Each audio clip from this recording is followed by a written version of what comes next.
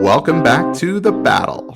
I'm Matt Sidholm, and this season, Jenn, Tully, and I are setting sail on a journey into the world of yacht rock. We've got 16 songs across 4 brackets each week. 2 of these songs will go head-to-head until we decide the ultimate yacht rock song. Each week, we'll judge the songs on 3 criteria: fun facts, vibe and lyrics, and the cultural relevance. This week, we have finally made it to the first of our semifinals. Coming out of the Michael McDonald division, it's What a Fool Believes, taking on Escape, the Pina Colada Song by Rupert Holmes. Jenn, I think maybe looking at the bracket from the beginning, I mean, Vegas probably had this as a potential semifinal matchup, right? I would think so. Yeah. I mean, and I think it's just getting harder and harder. Like, we are down to the best of the best. Like, so this, I don't know, these last, the last 2, the semifinals, I'm not sure how we're going to do it. I really don't know. It's going to be really hard. Like, it's really, I mean, both of these songs, like when I looked at this, I was like, first of all, still love hearing them, even though heard them a billion times before this season of The Battle. And then as we've gone through this season and you re-listen to it, it's like, ooh, wow, that's really good. And so from like a cultural relevance standpoint, I was like, man, these are both still very much in the mix, right? Totally. I mean, I think, we've talked about this a little bit. I think it came up either in the quarterfinals. I think it did come up in the quarterfinals. Like, for Escape, we know that it's so relevant that there's a movie allegedly coming out. I think it was in February of this year. Deadline Hollywood announced that Alloy Entertainment is in, talks with Rupert Holmes to adapt the film or the song into a feature film. Like, we know that Rupert Holmes has won some Tony Awards. He's a New York Times best-selling author. Like, so I feel like this is not that far of a stretch, for this thing to go into development. So that's the one thing that I keep going back to that kind of edges Escape over What a Fool Believes for me a little bit in the cultural relevance area. But like, I was really trying to think about it ever since I knew that, these songs were the ones that were going to come down into the semifinals, and then we are going to eventually have to pick a finalist. I've been thinking about like, okay, what sets everything apart? What makes them different? And I think this particular matchup is really interesting because you have 2 songs that are kind of a surprise, right? That sound one way, but then mean another. Like, you listen to What a Fool Believes and you're like, oh, this is like such a happy, bouncy song, this couple. And then, you get into it and you're like, wait a minute, this guy's Delulu, like he thinks this lady loves him and she does not at all and never has, And then you also have like the very obvious surprise that you get in the Pina Colada Song where you're like, oh man, this poor guy, he's bummed. Like, he's looking for a new lady. And, oh wait, this chick, she's bummed too. She's tired of her boyfriend or husband or whatever. And you're like, oh wait, look at what's happening here. So you have the surprise factor in both songs. Then you have like also too, the other thing I thought, okay, well then what about, some of the things that we talked about that make yacht rock signature that are like, this makes a song yacht rocky, bluesy, check. They both have like this weird kind of vibe that makes it feel of another time. Session players, check. We've got some of the best musicians, in the business working on both of these songs. Plus, the Michael McDonald and Rupert Holmes factor. We know that Michael McDonald is sort of like a legend in yacht rock. Rupert Holmes is like a legend in the fact that this song has just reached such heights and continues to do it, and they both collaborated with really, really brilliant people before they kind of had this career of their own. So like, again, like all of this to say, I can't find anything that's edging one song over another here because they all are like neck and neck in this criteria. I totally agree. Like, it was just really hard. And I thought about the movie as well, the potential of this movie. And I even thought, well, now they could even use What a Fool Believes as part of the soundtrack to this movie, kind of do an updated version of that. And then it's like, if that's part of the soundtrack to this song to this movie based on this other song, it got me into this whole Top Gun, who's the wingman sort of debate in my head where I'm like, well, then who's the alpha then in that particular scenario? I also thought it was interesting that if you update these, like, let's say that movie comes out, and let's say you put both of these songs on the soundtrack, right? You probably do some sort of like updated version of each one. Like maybe you get some new artist to come out and sing this one. And that's when I got to the lyrics and I was like, well, What a Fool Believes, I don't know if I change one word of that song, right? Whereas when you get into the lyrics of Escape, it's like he's referring to a record being worn out, right? Which again is Right. very dated. He's referring to the personal act. You're going to have to update the lyrics, I feel like. Now, you could do it beat for beat. There's nothing wrong with that. But I was also like, you know what? You would have to refer to like Tinder or Bumble or something like that, in order to update this thing. And I feel like a new artist would maybe take it in a different direction. It might even be a totally different song, because in that scenario, the surprise doesn't happen, right? Because you'd have to, unless one person is catfishing the Right. other, right? Like, I don't think that occurs nowadays versus what it was then. So then I was like, okay, well then, is that just make that song more dated? And is it tilted back to What a Fool Believes? Because it is just sort of this, again, like I said, you wouldn't have to change one word of that song if you had an artist Or re-recorded is today. Escape just such a perfect song that captures such a moment in time that you would ruin it? Like if you take the surprise out of the song, you've ruined it to me, right? I Yeah. agree. And the surprise is very much related to the time Yes. and place of the That could even song, happen. right? That could Right. even happen. I feel like nowadays that surprise just wouldn't exist with Well, modern tools. Like it would be and it wouldn't very be as innocent. difficult. It would be like an Ashley Madison situation, right? Where like there's like a data breach and like all of a sudden you like all of this information spills out. Like it would not be as cute. I feel like the ending wouldn't be as happy in modern times. Well, okay. All right. No. This is a good question. All right. So Jen, you opined when we first talked about Escape that you believe this couple Hmm. is still together because they kind of learned something new about each other and they Yep. stuck it out, right? But let's think about like if the woman in either one of these scenarios, right? What a Fool Believes and Escape. Um, what a Fool Believes, her friends is like, yeah, her friends are telling her, yeah, he's crazy, right? Like, how could he possibly think this? That you're still in love with him. That's not possible. So it kind of falls right in line. Escape, where they kind of end up the implication is that they stay together. You believe they do stay together.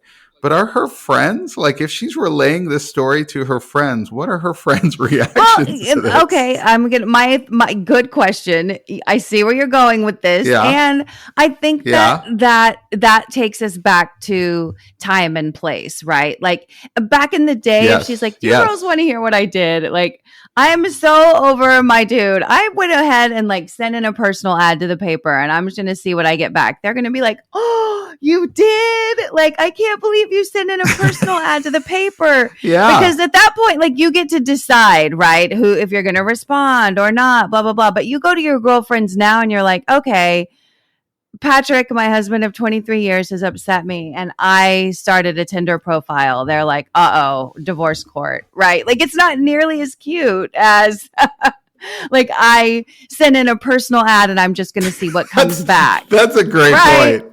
So it feels a little bit like it's not so That is a sweet. great point. Yeah. So you're right. I think it does. I mean, that's well said in that it is very innocent in that sort of scenario with a personal ad, right? Yeah. Whereas now if you're creating a public profile and putting it out there where anybody could search it, anybody could see it, like things are over at that point. Right, you're done. Like I feel like that's an act of aggression, whereas a personal ad is like, I'm just gonna see what's out there, like it. I think you lose something with the song if you take it out of the time and place in which it was written. And so again, we're nowhere. I feel like we're not anywhere closer to making a decision here. So this is the other tipping point I want to pose to you that is, I'm hoping will send us over the edge. So I think we feel like Escape has a little bit of an edge over What a Fool Believes in that it's being adapted into this movie. So that really edges it up in the cultural relevance category. But I think another thing that we cannot forget as we're going through this, and this is in fact a yacht rock battle, is that What a Fool Believes is the only song to receive a 100 on the Yachtski scale by the guys who sort of invented the genre and the scale, whereas Escape is way at the bottom. They don't even consider it yacht rock, actually, by the Yachtski scale. It's got a 35.25 is what the Escape song gets. So if Escape sort of edges out in cultural relevance because of the potential of a feature film, then I think we also have to give What a Fool Believes its credit for being the only song to hit 100 on the Yachtski scale, whereas Escape is, like I said, a very sad 35.25 on that same scale. So again, this doesn't help because this takes us right back to that even playing field. But I'm just trying to like put all the factors in there so we make a sound, solid decision, Matt. I love it. Yeah. No, I think that's a great point because, well, one, I'm a little surprised that they don't even consider Escape to be yacht rock because I think a lot of people would immediately associate this song with that genre. But you're right. When you do hear yacht rock, I think everybody's mind immediately goes to Michael McDonald. They hear this song. I mean, heck, when we put this thing together, we made a whole bracket just for Michael McDonald, right? Like, and he shows up as a writer or backup vocalist in other places. So that's where, from a just genre standpoint, you got to give it the edge. So, okay, cultural relevance, I feel like we've given it to Escape. On sort of the, just, I don't know, vibe standpoint, we've probably given it to What a Fool Believes. So, I don't know. When I go back to the lyrics, and I just feel like What a Fool Believes is such a well-written song, and it's probably underrated and maybe not as fun as Escape. It's definitely not as fun as Escape. But man, it's really well done, and I don't think it gets enough credit. I think so too, and I think the other thing that may edge What a Fool Believes out for me as we continue this conversation is that this song really redefined not only the Doobie Brothers and their sound. They have a very distinct sound pre and post Michael McDonald, right? That Doobie Brother albums with Michael McDonald are very distinct. And I think that this also, like his turn in the Doobie Brothers, especially with that Minute by Minute album, are really what gave Michael McDonald the launch pad to also launch his solo career. So I think that there's that too. Like, you can't ignore the cultural significance. Like, yes, Escape is coming out allegedly with this feature film, which I want to just shout out one more time. I've already cast with Role Model being our lead, which I think really good call is sound casting. Thank you. And so we have that, but I think you also cannot ignore the fact that really to both bands or both artists, the Doobie Brothers and Michael McDonald, were forever changed, once this Minute by Minute album came out, which featured this song. So I think that is, and like we mentioned earlier, Rupert Holmes did some cool stuff. He went on to, win Tonys and write best-selling books. But again, I think if you walk up to someone on the street and say, Michael McDonald, go, who is it? They'll tell you, that, like somebody will say Doobie Brothers, or like something will fall out of their mouth, where if you say Rupert Holmes, people are going to be like, British actor, murder mystery guy. Wasn't he in one of the Harry Potters? I don't know. Yeah, right. Right. No, that's a really good call too, is that just from like a significance to sort of music in general, it does kind of tilt the scales over to What a Fool Believes. I don't know. I feel like for that, and I think I just love the lyrics of the song, or I've grown to appreciate them more. I think I'm going to advance What a Fool Believes to the finals. I think I'm with you. It is a tough, listeners know that we do this with a heavy heart. This was a challenging one. And I think, again, these semifinals are they're tough. These are the best of the best. It's hard, but I think I'm with you. I think that just based on everything we've discussed today. And I came into today really not knowing which one of these songs was going to edge out, but I think it's got to be What a Fool Believes. All right, so there you have it. There's our first finalist. What a Fool Believes advances to the finals of the battle. Next week, we will be back with our second semifinal. It will be This Is It by Kenny Loggins, taking on Sail on Sailor by the Beach Boys. Join us on social media at Super Awesome Mix, on Threads, on Instagram, and of course, YouTube.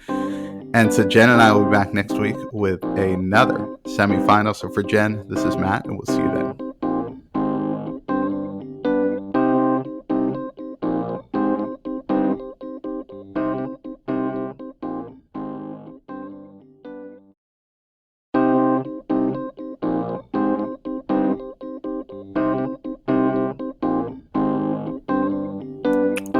Welcome back to The Battle. I'm Matt Sidholm, and this season, Jenn and I are setting sail on a journey into the world of yacht rock. We've got 16 songs across 4 brackets each week. 2 of these songs will go head-to-head until we decide the ultimate yacht rock song. Each week, we'll judge the songs on 3 criteria: fun facts, vibe and lyrics, and cultural relevance. This week, it's the second of our semifinals with This Is It by Kenny Loggins, taking on Sail on Sailor by the Beach Boys. Obviously, Sail on Sailor is not as well known as This Is It. So I just thought right off the bat, Sail on Sailor came out of the, hey, they did yacht rock bracket, kind of surprise that song even existed. So just right off the bat, Jen, I feel like the cultural relevance swings in favor of This Is It, just because more people will know that song. It does, but I also am going to go back to what we said in the quarterfinals about this song, in that I think because yacht rock is such a well-covered topic, it's a well-debated, discussed genre of music, I also love that we threw this one in and gave people something new to chew on. So this is an instance where I feel like cultural relevance, it almost has like a reverse effect here, right? Like, no, this isn't a song that everybody knew, but I think this is a song everybody is happy about because our diehard yacht rock fans that are listening, this is maybe something that they hadn't, or that they maybe have included on one yacht rock playlist, but don't record regularly, that I think could become canon for the genre, if you will. So I think that's this is kind of an instance where maybe that's sort of a tip in direction of favoring Sail on Sailor rather than being a detriment to it, is my point there. I like that. That's a great point. Yeah, for sure. Like, this is definitely something new and different. And, we've given people a new discovery in the genre. Yeah, sure. that I think completely fits and completely works. And all of the other songs in the battle this season are well known, well loved. You could say, like, we could walk up to somebody on the street right now and say, "What a Fool Believes," and they could, like, even if they don't start it from somewhere back in her long ago, like, they're going to get to the chorus. You know what I mean? Like, they're going to get there. And so I think all of the songs are like that. So this is nice because it does give you like a little bit of something new that still fits like really squarely within the genre. So I do love that about it. And I like too with Sail on Sailor that at times, like, just when you're ready to dismiss it, I've found myself, as I've been listening to this song and we've gone on in the battle and this song continues to advance, like, sometimes it can kind of read like East Coast Billy Joel-ish, where it doesn't feel Beach Boys at all. But then it comes right back to feeling California and feeling yacht rockish. And so I really like that about it too, is that it gives me a second to sort of be like, is it? Wait. Yeah. It is yacht rock, And so I kind of love that too. So I mean, in case you can't tell, I feel like Sail on Sailors are dark horse, and I'm still really rooting for it. I still really like this song. Well, I agree with you. Like, it's definitely a song that, we discovered, I think, through this battle, but it's a real standout. It's a good song. And I think when people discover this, hopefully through listening to this show, that they're really going to get into it as well. I think it's a real hidden gem, not just in this genre, but just generally in music, and certainly out of the Beach Boys catalog. But what I found really interesting is that we ended up in the semifinal matchup with two songs that have a similar topic, and it's about sort of navigating through difficult times. Yeah. And this is it. You know, Kenny Loggins talks about how this is your moment and all of that. And then, you know, through a variety of nautical references, Ceylon Sailor talks about just, you know, going through tough seas, going through tough times. Yeah. Yeah. Well, you know, we talked about this last week in the semifinal round where, you know, both songs were kind of surprise songs, like had a twist in them. Mm-hmm. You're right. Like this song, these two are the same too, where yes, they are using different metaphors to talk about navigating, you know, rough waters or tough times. So yeah, that's interesting that we sort of landed both of, you know, both of these semifinal rounds have songs that have similar themes. I think part of it too is in this as it's getting harder and harder. And I think the first note that I made for this week was I'm actually not coming to this week's recording because this is too hard to decide. So I'm just going to sit and listen and let Matt work it out. So that was my first note. I've already blown that.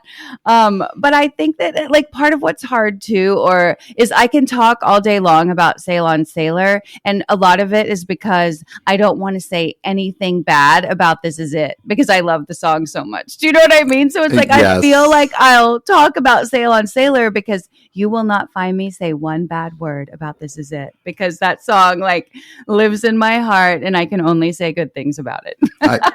I completely agree. Like, so when I looked at it, and that's why, like, right off the bat, I was like, okay, because no one has heard of the song, I kind of gave the edge on cultural relevance to This Is It. But then on fun facts, I feel like Ceylon Sailor is without a doubt the winner just because it was such an adventure of that song coming together. Yeah. Like, Blondie Chaplin is the lead singer, which is like the only song he sang for the Beach Boys was this one. So it was also kind of this weird, just kind of standout. So I feel like from a fun fact standpoint, I give the edge to Ceylon Sailor. So I really just got from there, again, not to speak poorly of either of This Is It, right?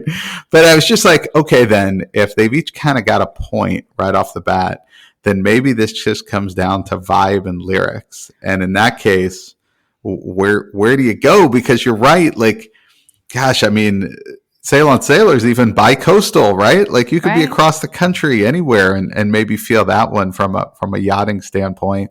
And then of course, This Is It is, I mean, it's it. Yeah, really. It's like, I think, and again, like this is such a tough question to answer because I would listen to Ceylon Sailor over and over because it's new, right? Like it's something that I haven't heard over and over since the late 70s or early 80s. Yeah. And I will never skip This Is It if it comes on. If it came on right now, if we listened to it to try and decide this battle, and then I got in my car to drive somewhere and it came on again, and then I got to that office building and it came on again, like I would be happy all three times that I heard This Is It and would not skip it once, you know. And is that the case with Ceylon Sailor, or do I only feel that way now because of the novelty, right? Like, I feel like we have to weight it that way. Like, although both songs have been out for as long, I haven't been living personally with Ceylon Sailor since the late 70s, early 80s, like I have with Kenny Loggins and This Is It, you know? So I think there's that too. Like, would I, whatever, 30 years from now, will I still want to listen to Ceylon Sailor 3 times in a 3-hour time span the way I would This Is It? I'm not sure. I'm not sure that I would. That's a really good point. Yeah, is that would the novelty of Ceylon Sailor just wear off after some time? And that's to be determined, right? Like we really can't even answer that question just yet. I think what stood out to me is that if I'm sitting on a yacht, what was jarring is as I listened to Ceylon Sailor and thought about myself in that context, you know, they mentioned shipwrecks a couple times. And I'm like, you know, I'm not sure if I want those thoughts floating through my head as I'm trying to relax out there. And I know it's about navigating tough times, but let's say a storm hits. Do I need to hear Blondie Chaplin talk about shipwrecks?